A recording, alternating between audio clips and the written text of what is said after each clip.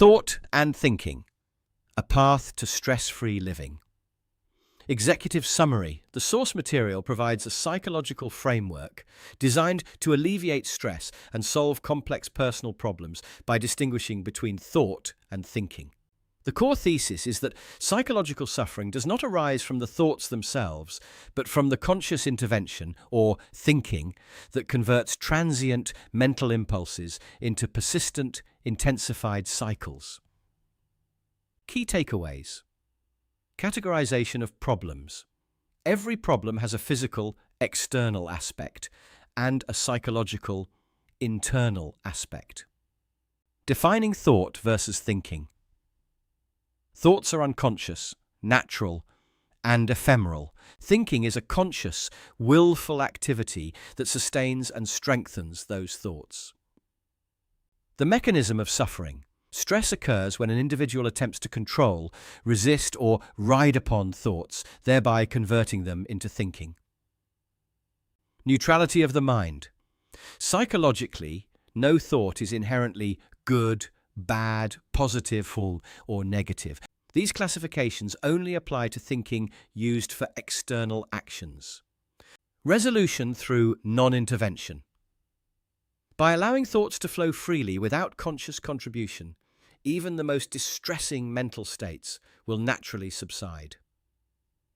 The classification of problems. To simplify complex life challenges, the text suggests categorizing every issue into two distinct domains. 1. Internal, psychological, related strictly to the mind and the internal experience. 2.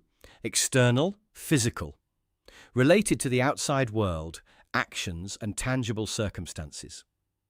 Failure to distinguish between these two leads to complexity.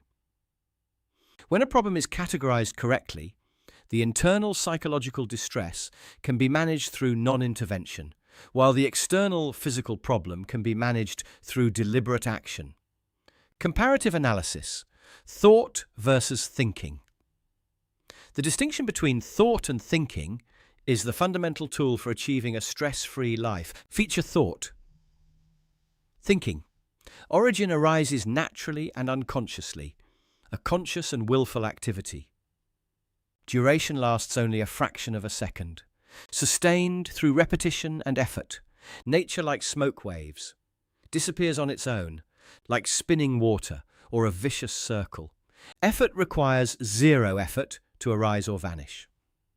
Requires active contribution and riding. Impact, generally weak and harmless, has a significant impact on physical and psychological health.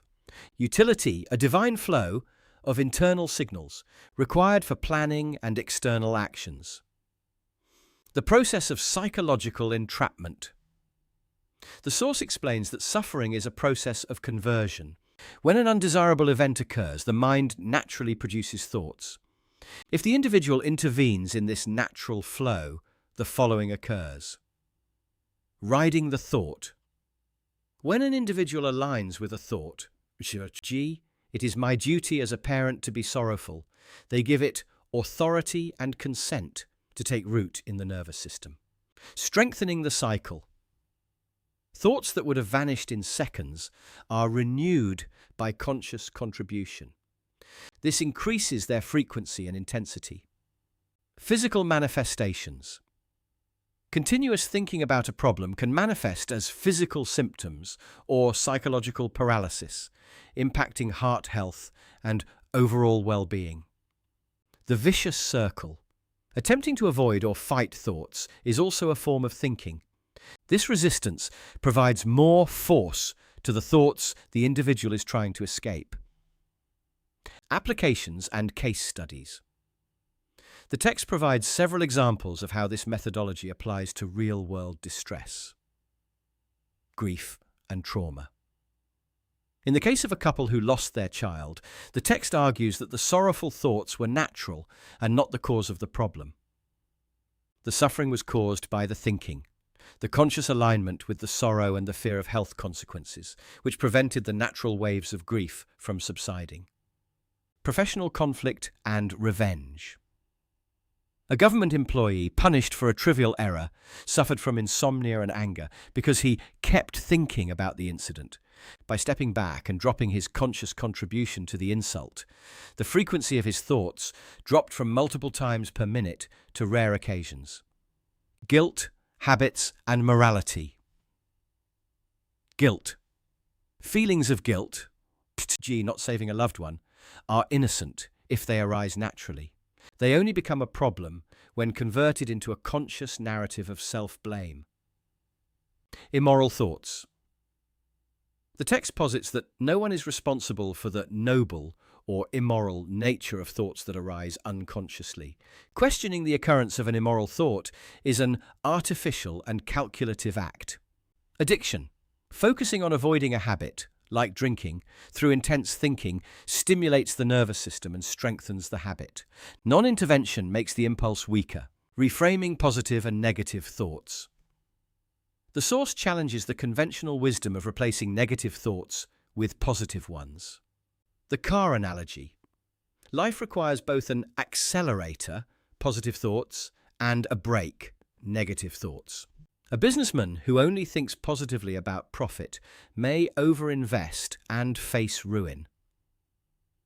A negative thought about possible loss acts as a brake, leading to careful, positive regulation of investments. The paradox of refinement. Attempting to refine thoughts by driving away the negative is itself a negative act because it forces the individual to focus inward rather than on necessary external actions. Conclusion. The principle of freedom. The briefing concludes that the psychological system requires no refinement or control. External world, thinking is necessary. It should be used to plan, explore legal actions, or manage business. Here, thinking can be classified as good, bad, superior, or inferior, based on its helpfulness to society. Internal world. Thoughts should be given complete freedom. All thoughts, regardless of their content, are described as natural, spiritual, holy, and divine, because they originate from the natural psychological system. The document's final insight is a simple directive. If the thoughts are free, you are also free. By allowing thoughts to appear and disappear without intervention, the spinning water of thinking returns to the free flow of a natural stream.